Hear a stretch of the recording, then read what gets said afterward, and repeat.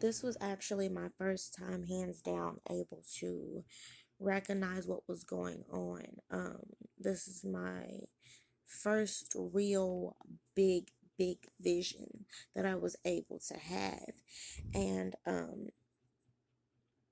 yeah, it was just eye opening. And after a while, he realized I wasn't there, like, mentally with him, and he went back to not talking for a while and watching me and trying to stay up because it was getting so late. I was taking the time to examine what was going on in front of me, in my head. My husband went inside after a while, not wanting to wait on me anymore, which was rightfully so. We were sitting in the car for so long. Him trying to get me back into our hotel. Um, through the voice, through the voice and his demeanor changing, I thought that it was best. I felt him getting a little hostile. When he left, I went back into my vision and I was able to think clear. I watched their faces. They were staring each other down like they were waiting on each other to make a move, or waiting for somebody to tell them that it was time to make a move, now that I think about it. I want to say that every now and again they would both glance at me, either together or one by one at a time, every once in a blue moon. It was like they were having a conversation with their minds. It was like I was a child watching its parents or family fighting.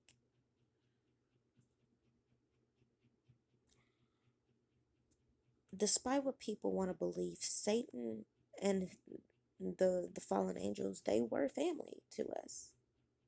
They they were family to us. So that's how I seen it.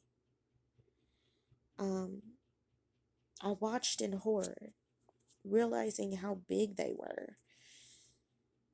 They were huge compared to me. I was literally an ant to them, if not smaller. They were giants. Um, Basically, when you know what, a giant compared to what they looked like to me is not even acceptable. Like it was unworldly how small I was, how tiny I was. Um, Basically, as I watched in horror, how big they were to me, and how I figured like they could literally squish me like a bug. Like, this is where my mindset was right now.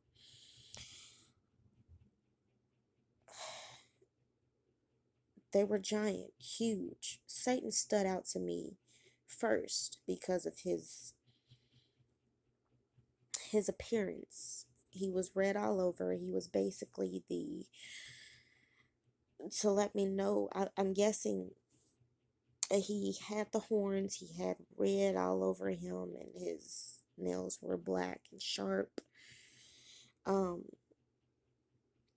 the reason why he stood out to me first is because how deep red his skin was. Like, it was so red to the point to where his skin was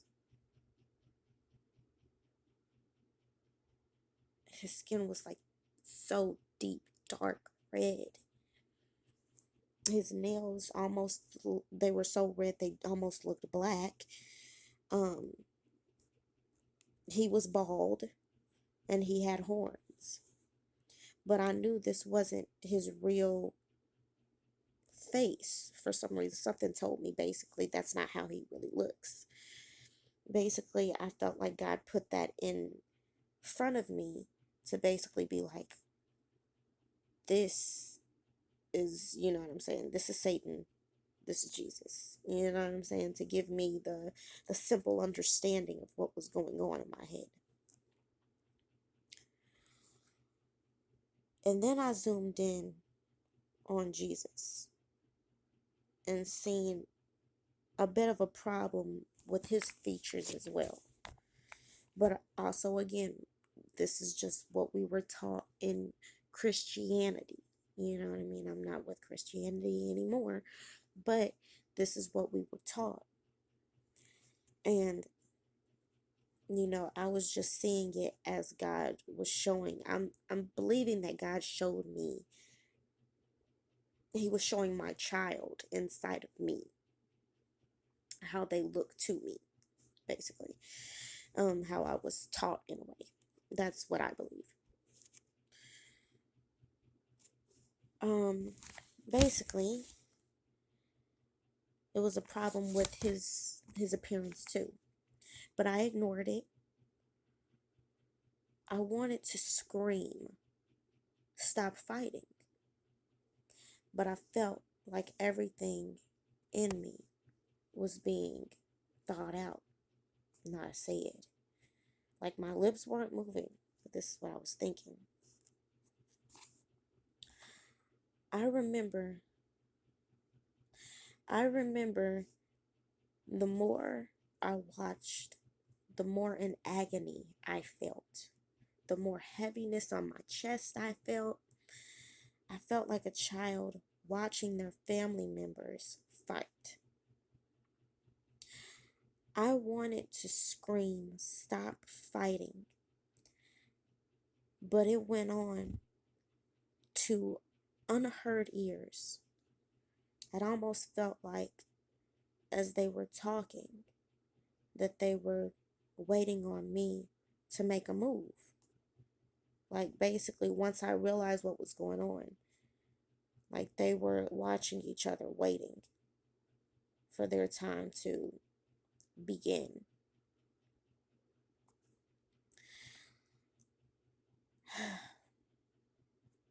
To see who will choose. Maybe it was the simple fact of the Holy Spirit talking in my ear, telling me that this was what was going on. I had to choose, and they were waiting on me to choose. It was like, then I realized that it was game on. I looked at them one more time, but I was so high. It was like I was ignored. It was like I was ignoring them. Jesus, please forgive me for this. I know you already have, but please allow for me to forgive myself for this. It was like I was so high I was ignoring them. But there was something keeping me focused. Like it was, like now I'm sure of it, of being God in the room, keeping me focused. Like he was holding my head up, kind of like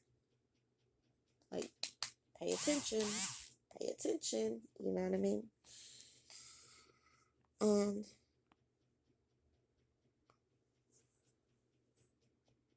And as I was out, though I was able to see Satan make fun of me, basically when he thought I was out, you know, as I felt like somebody was doing this, like trying to wake me up, I seen him making fun of me, mocking me, to Jesus about letting me go, saying, look at her. She's not, saying, look at her. She's not worth it. Satan sounded like a regular man. And as the stare down went on, there was a second where Satan was approached by another demon. And they were standing up at this time. Somehow I knew this demon was assigned to me. They stood there, talking, laughing, playing, watching me, and talking mess. The same thing I used to have to endure in school as a child. And even at home with family members I could not stand that I was forced to be around. And now that I think about it, that's what they looked like, children playing. And this all took place in a dark room. So once I seen them, when they thought I was out of it was like court. It was like I was in court. And you know how the judge is like, all right, take a break, 5 minutes. They went off and they went off to talk and play in their little dark space or whatever, acting like they weren't able to be seen. Everything that they do, everything that they feel, everything that they felt, I felt. Everything that they talked about, they meant that to a T. They did not care at all. They didn't care at all. And it was like after a while, boom, court was back adjourned. And what else happened? Y'all don't understand. They were like children playing. They were in a dark room, and I slowly was starting to understand while watching them why would I want to live with that for the rest of my life?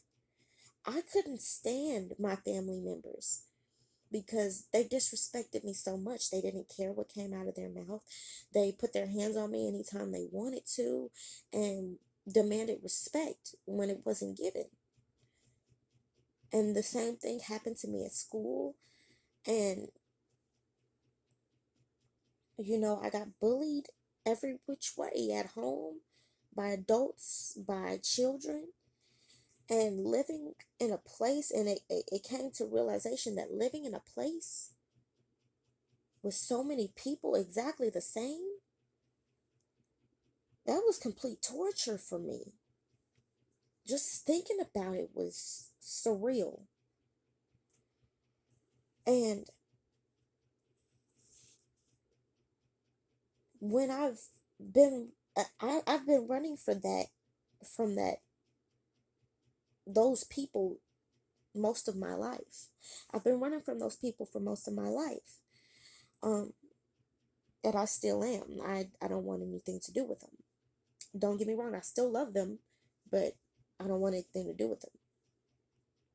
From that, my whole life, it reminded me of people I grew up with, and I cut ties from. I cut ties from that. I was scared out of my mind after I seen that. I listened to them basically plot and plan on me and just disrespect me in every which way. I looked over to Jesus, seen his face, and light never changed. I was literally looking at my options, and the light never changed. I'm sorry. I'm just remembering, going back in time for a second.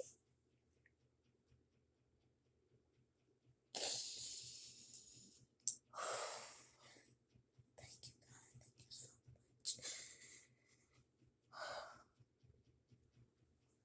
much. Okay. His light never changed. His face didn't change. He didn't care what they were saying. He just stood blank, and he stood still, and he stood tall in his light and all of his glory.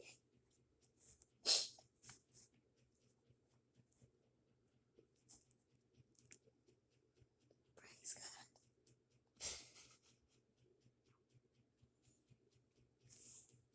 Oh, holy be thy name.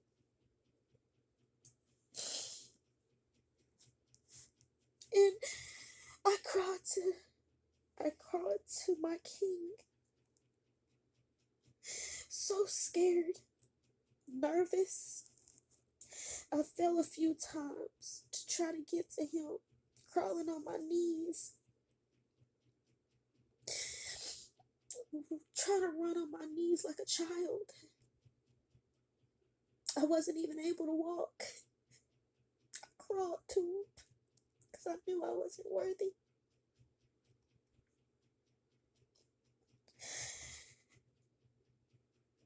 I held on to his tunic,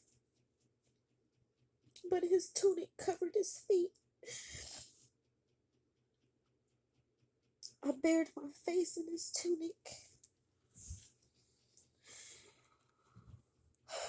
I wanted to wear what I thought was his skin at the time.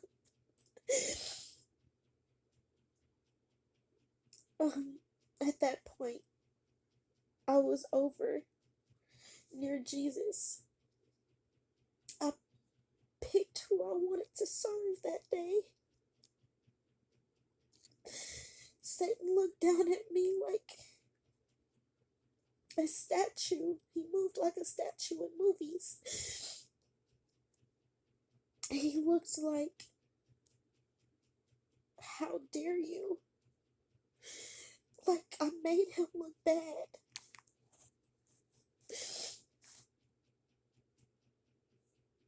Like I was an idiot. That he was gonna make me pay for what I chose. It was like he wanted to kill me. The look that he had on his face. When I was at Jesus' feet, he wasn't surprised. He kept his blank expression. A while went by, I'm guessing, just a little while. Oh yeah. And after that, he looked down at me. His eyes were black. And his eyes were black. And he just stared at me like, you need to do better. You need to make a change. There's something you need to change about yourself, basically. That's what I got from the look. And the vision ended. It ended. And after a while, I pulled out my phone to cope. That's what I used to always do, to pull out my phone and cope. The only way I knew how. I did this, and a voice said, you know, God doesn't like phones, right? And the thought surprised me. And I said, you don't? And another voice said, no. I think they are extremely disrespectful. And I sat my phone down, and I sat in the silence, taking in everything that happened to me. When I put my phone down, someone told me thank you. Everything that happened to me, by that time, the sun was up, and I had to do the spiritual walk of shame. I got in my room and stayed up a bit longer, in shock and scared after a while. After a while, I went to sleep, still not understanding, but feeling more sure of the future.